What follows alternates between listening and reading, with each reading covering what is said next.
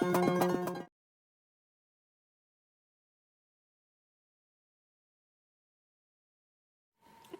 छात्रों, आप सभी का मेरे चैनल पर स्वागत है। नमस्कार छात्रों, मैं हूँ हिमेश और आपका मेरे चैनल पर स्वागत है। जैसा कि मैंने पिछले वीडियो में उसका कहानी सुनाया था संस्कृत के दूसरे पाठ का, तो आज हम करेंगे बच्चों शब्दार्थ सहित संस्कृत के पैराग्राफ का हिंदी में अनुवाद 1 बाय 1। उसको आप ध्यान से सुनना।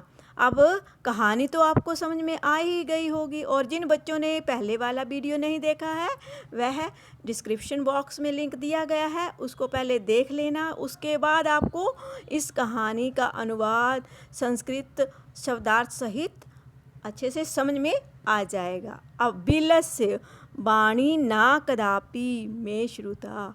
अब बिल होता, बिलस्य मीन बिल, बिल से वाणी मीन आवाज़, और ना मीन नहीं, कदापि में श्रुता कभी नहीं सुनी। इस कहानी का क्या नाम है कि बिल से मैंने कभी भी आवाज़ नहीं सुनी। तो आप भी अपनी अपनी पुस्तकें खोल लीजिए और आपको ये संस्कृत का उच्चारण करना है मेरे साथ। जैसे मैं उच्चारण कर रही हूँ वैसे ही आपको भी उच्चारण करना है। उसका मैं आपको साथ साथ में शब्दार्थ भी बताती हूँ। कस्मिश्च किसी बने खरन खरा नाम सिंहा प्रतिवस्ति स्म। किसी समय, इस लाइन का क्या अर्थ है कि कस्मिश्च मीन्स किसी समय, बने मीन वन, खरन खरा मीन वो नाम। कस्मिश्च बने खरन खरा नाम सिंहा प्रतिवस्ति स्म। किसी समय वन में खरन खरा नामक सिंह रहता था। कस्मिश्च का अर्थ होता है किसी समय। खरन खरा होता है शेर का नाम है, सिंह का नाम है, और प्रतिवस्ति स्म रहता था। सा कदाचित इतस्तता परिभ्रमण क्षुधात न किंचिदपि आहारम प्राप्तवान। कदाचित मीन, कदाचित का अर्थ होता है कभी, और इतस्तता मीन इधर उधर, परिभ्रमण मीन घूमता, क्षुधात मीन भूख से व्याकुल, न किंचिदा अपि कुछ भी प्राप्त नहीं हुआ, आहारम के प्राप्तवान मीन वह, इसका पूरा अर्थ है बच्चों कि किसी समय वह भूख के कारण बहुत ही व्याकुल हो रहा था, और इधर उधर घूमने के बाद भी उसको भोजन नहीं मिला। फिर क्या हुआ, ततः सूर्य अस्त के समय एक महती विशाल, महती मीन विशाल, रात गुहा मीन गुफा, दृष्टवा मीन देखा, सा अचिंत्यत उसने सोचा। अब इसका एक बार आंसर हिंदी में करवा देती हूँ मैं आपको कि सूर्य अस्त के समय एक, उसको क्या हुआ, जब वह थक गया, उसको कहीं भोजन नहीं मिला, तो सूर्य अस्त के समय एक उसको क्या नज़र आती है, विशाल गुफा दिखाई देती है, और उसने सोचा नूनम एतस्याम गुहायाम रात्रों को अपि जीवा गच्छति, कि यहाँ अवश्य ही रात को कोई ना कोई जीव मीन प्राणी आता होगा। अतः इसलिए अत्रैव निगूढ़ो भूत्वा तिष्ठामि। वहाँ पर क्या किया उसने, निश्चित रूप से उसने जैसे सोच लिया कि आता होगा, तो वह वहाँ पर अंदर गुफा में छिप गया, बैठ गया। तो ये आपके सुविधा के लिए मैंने अर्थ साथ में डाल दिए हैं, और वैसे भी मैंने आपको समझा दिया है, तो आगे हिंदी भी डाल दी है मैंने आपको। दूसरी बार वीडियो पॉज करके आप इसको देख सकते हैं। एक बार मैं फिर से रीड कर देती हूँ जल्दी जल्दी, आप पॉज करके इसको अर्थ को समझ सकते हैं, और मैंने बोलकर भी तभी बताया है। किसी वन में खरनखार नामक सिंह रहता था। किसी समय भूख से व्याकुल होकर इधर उधर घूमते हुए उसे कुछ भी भोजन प्राप्त ना हुआ, और तब सूर्य के अस्त होने के समय एक विशाल गुफा को देखकर वह सोचने लगा, निश्चित रूप से इस गुफा में रात में कोई प्राणी आता है, अतः यहाँ पर ही छिप कर बैठता हूँ, और वह छिप जाता है। आगे देखते हैं कि क्या होता है। नेक्स्ट पैराग्राफ आप उच्चारण कीजिए मेरे साथ संस्कृत का। एतस्मिन् अंतरे गुहायां स्वामी दधिपुच्छ नामकः शृगालः समागच्छत्। अब एक एतस्मिन् अंतरे, इसी बीच जो था, क्या हुआ, गुफा का स्वामी जो था, दधिपुच्छ नाम है किसका, नामक शृगालः, शृगाल का, वहाँ समागच्छत, वहाँ आ जाता है। तो उसी समय क्या हुआ कि इसी बीच अभी वो सोच ही रहा था तो छुप कर बैठ गया, और उसी बीच जो दधिपुच्छ नामक शृगाल होता है वह वहाँ आ जाता है। स च यावता पश्यति तावतः सिंहपद पदति गुहायां प्रविष्टा दृश्यते न च बहिरागता।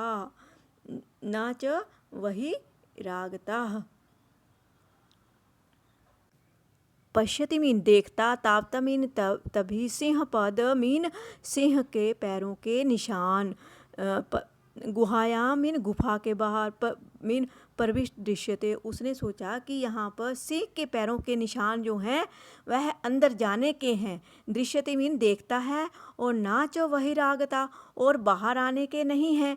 तो शृगाला अचिंत्य, शृगाल जो था वह सोच रहा था, उस शृगाल ने सोचा, अहो विनष्टो अस्मि, कि मैं नष्ट हो जाऊंगा, नूनम अस्मिन बिले सिंहा, अब कोई यहाँ पर जो है अभी सिंह आ गया है बिल में। उसने सोचा, बुद्धिमान था ना शृगाल, अस्तिति तर्कयामी, और ऐसा सोच ही रहा था, तत् किम करवाणी, अब क्या करूं। वह बाहर खड़ा देख, शेर के पंजों के निशान उसने देख लिए थे, और आने के नहीं थे, वापिस जाने के ही थे। अभी ये सोच ही रहा था, तो वह सोचता है कि मैं क्या करूं। चलो छात्रों, आगे जानते हैं कि क्या हुआ। ये आपकी सुविधा के लिए मैंने अर्थ सहित हिंदी में अनुवाद डाल दिया है। आप वीडियो पॉज करके इसको अच्छे से पढ़ सकते हैं। अभी मैंने जो पढ़ाया वही यहाँ पर हिंदी में लिखा है, तो एक बार रिपीट कर देती हूँ ना। इसी बीच गुफा का मालिक दधिपुच्छ नामक गीदड़ आ गया। जैसे ही वह देखता है कि वैसे ही शेर के पंजों के निशान गुफा में प्रविष्ट होते हुए दिखाई पड़े, तब बाहर नहीं आए। गीदड़ सोचने लगा, अरे मैं मर गया, अवश्य ही इस बिल में, वह बाहर खड़ा खड़ा ही सोच रहा है कि इस बिल में शेर है, ऐसा मैं मानता हूँ। उसको पता चल गया था, तो क्या करूँ, अब मैं क्या करूँ। वह तो बुद्धिमान था, अब वो सोच रहा था। अब आगे देखो क्या होता है। पहले संस्कृत का उच्चारण। ए विचिन्त्य दूरस्थ रव कुतुर मारबधा बोविल। अब ऐसा वह विचार कर ही रहा था, इस प्रकार का दूर खड़ा होकर देख ही रहा था, भी क्या करूं, करने के लिए सोच ही रहा था। तो छात्रों, क्या कर रहा है, वो ऐसा सोच रहा है कि अरे बिल बो बिल अरे बिल किम ना समरसी। वो बोलता है कि क्या तुम्हें याद नहीं, यन्मया त्वया सह समया कुतो अस्ति। इसका अर्थ है कि मैंने आपके साथ क्या समझौता किया था कि जब तक यदा हम बाह्यात प्रतिगमिष्यामि, कि जब तक मैं प्रतिगमिष्यामि मीन आप आने के लिए नहीं कहोगे, तो तब तक त्वम माम अकारिष्यसि, कि मैं तब तक अंदर नहीं आऊँगा। क्या नहीं आऊँगा, यदि त्वम माँ न आवाष्यसि, तो यदि आप मुझे आवाज़ नहीं दोगे, तहीं अहम द्वितीयम बिलम यास्यामि, तो मैं, अगर आप मुझे आवाज़ नहीं दोगे तो मैं दूसरी बिल में चला जाऊंगा। आप बुद्धिमान था ना गिदड़, तो उसने ऐसा बोला। एतस्मिन् अंतरे, उसी बीच क्या हुआ कि आगे नेक्स्ट पैराग्राफ में जानते हैं। पहले हिंदी एक बार फिर से। ऐसा विचार कर टूट दूर खड़े होकर आवाज़ करना शुरू किया, अरे बिल, क्या तुम्हें याद नहीं है कि मैंने तुम्हारे साथ समझौता किया है कि जब मैं बाहर से लौटूंगा तब तुम मुझे बुलाओगे। यदि तुम मुझे नहीं बुलाते हो तो मैं दूसरे बिल में चला जाऊंगा। अब गीदड़ छात्रों चालाक था ना। तो नेक्स्ट पैराग्राफ देखते हैं। एत श्रुत्वा सिंहा अचिंत्यत। और अब क्या है, श्रुत्वा मीन सुनकर, अथ मीन इसके बाद, और तो इसके बाद ये सुनकर सिंह सोचने लगा। नूनम मेषा मीन अवश्य ही गुहा स्वामिया सदा सम्मान आह्वान न करोती, कि जो गुफा जो है वह स्वामी के आवाज़ देती होगी। उसके मन में यही आया, क्योंकि वो तो मूर्ख था ना सिंह, परंतु अवश्य ही ये गुफा जो है अपने स्वामी को सदा बुलाती होगी। तो फिर क्या हुआ बच्चों, परंतु मदनयात ना किंचित बदती। अब उसको ये थोड़ा पता था, भयात में उसके डर से वो बोला, बदती मीन बोला, किसके भय से, कि शायद उसके मन में चला कि गुफा उसको आवाज़ देती होगी, अवश्य ही गुफा अपने स्वामी को सदा बुलाती होगी, परंतु मेरे डर से आज कुछ नहीं बोल रही है। ये सिंह के मन में विचार आया कि वह मेरे डर से गुफा जो है आवाज़ नहीं दे रही है। तो देखा बच्चों कैसे मूर्ख और बुद्धिमान में अंतर है। तो चलो आप अवश्य ही, ये नीचे हिंदी भी है, शब्दार्थ भी है, मैंने भी एक बार बोल के बता दी है। नेक्स्ट पैराग्राफ करते हैं। वह संत्रस्त मनसा हस्त पाद दिका क्रिया मीन करना, और भय मीन डर कर, और त्रस्त भय से जो डरा हुआ था, और संत्रस्त मीन डरा हुआ, हस्तपाद मीन हाथ पैर, है ना। हस्त होते हैं हाथ, पाद मीन पैर, और उसके क्या हो रहे, क्या करने लगे, कांपने लगे। बेपुधु मीन होता है कांपना, और श्राद्धिको भवेत, और उसको क्या लगा कि एक एक अर्थ प्रवृत्ति होती है।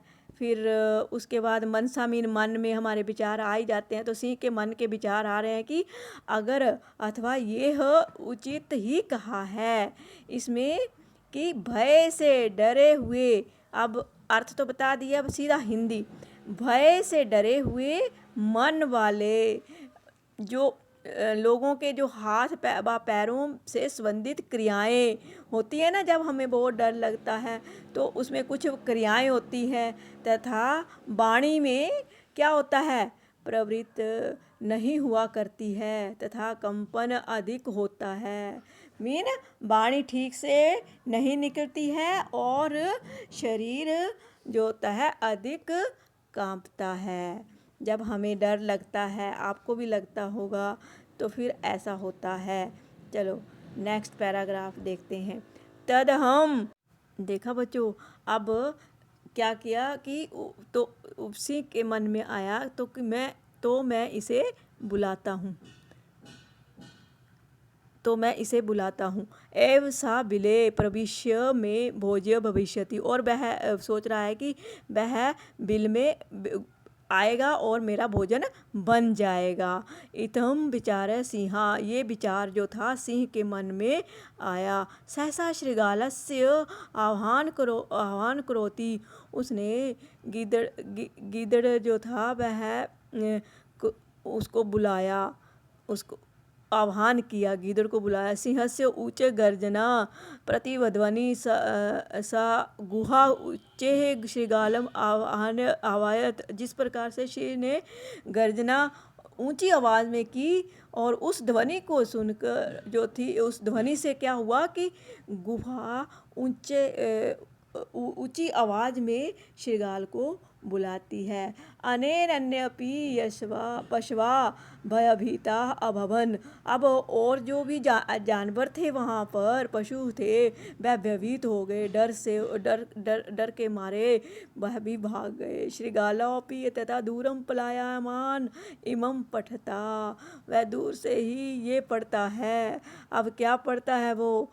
पहले तो उसने उससे बुलवा लिया, निकलवा लिया, बुद्धिमान था ना, तो अब क्या पढ़ता है आगे वो देखते हैं। पहले आप एक बार हिंदी में जल्दी से बोल देती हूँ तो क्या, तो मैं इसे बुलाता हूँ इस प्रकार, वह बिल में घुस कर मेरा भोजन बन जाएगा। इस प्रकार विचार करके सिंह ने एकाएक गीदड़ को बुलाया। सिंह की ऊंची गर्जना या दहाड़ की गूंज से गुफा जो थी, जोर से गीदड़ को बुलाया गुफा।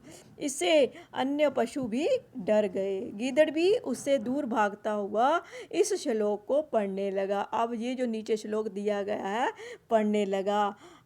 देखते हैं कि उसका अनुवाद क्या होता है। क्या पढ़ा उसने? अनागतम या कुरुते शोभते कि शोच्यते यो न करोत्य नागतम बनेत्र संस्थस्य समागता जराबिलस्य प्राणी न कदापि में श्रुता। ये है आपका श्लोक। अब इसको तोड़ के पढ़ते हैं। अन्वय या मीन या अनागतम कुरुते। अब क्या करता है कि सा शोभते, वह है शोभा पाता है। यो अनागतम मीन ना आने वाले को, और सा शोभते वह शोभा पाता है। यो ना अगतम ना करोति, जो आने वाले का स्वागत नहीं करता है, दुख के बारे में नहीं सोचता है, और सा सोचते वह सोचता है। वह अत्र बने संस्थस्य जरा समागता, और वहाँ वन में इतने साल उसको रहते हुए हो गए हैं, तो कभी भी बिल से उसकी आवाज़ नहीं सुनी। ये सोचने लगा गीदड़ कि इतने साल मैं वहाँ रहते रहते मैं बूढ़ा हो गया, और आज दिन तक मैंने किसी बिल को बोलते हुए नहीं देखा। आज तो बिल बोल रही है, तो देखो कैसे हुआ।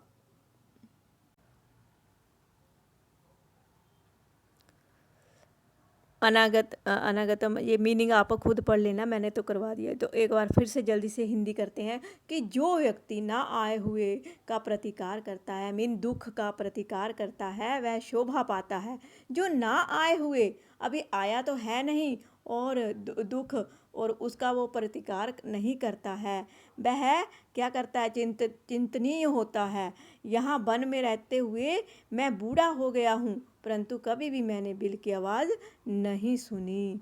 इसका भाव ये है कि जो अनागत अर्थात भविष्य में आने वाली संभावित विपत्ति के निराकरण का उपाय करता है, वह संसार में क्या पाता है बच्चों? शोभा पाता है। जो आने वाले कल में जो भी से बचाव का उपाय नहीं करता है, वह दुख पाता है। जैसे कोई आपको पता चले कि कल कुछ ऐसा होने वाला है हमारे साथ, तो उसके बचाव के लिए उपाय नहीं करता है, तो वह दुखी होता है। यहाँ वन में रहते हुए मेरा बुढ़ापा आ गया, परंतु मैंने कभी भी बिल की आवाज़ नहीं सुनी। तो ये थी आपका चैप्टर 2। तो आपको कैसा लगा कमेंट सेक्शन में ज़रूर बताना, और अब मिलते हैं नेक्स्ट वीडियो में। अरे बच्चों, जिन्होंने मेरे चैनल को अभी तक सब्सक्राइब नहीं किया है, मेरे चैनल को सब्सक्राइब कर दें ताकि आपको मेरे आने वाले वीडियो का नया नोटिफिकेशन मिल सके। लाइक और शेयर भी जरूर कर देना।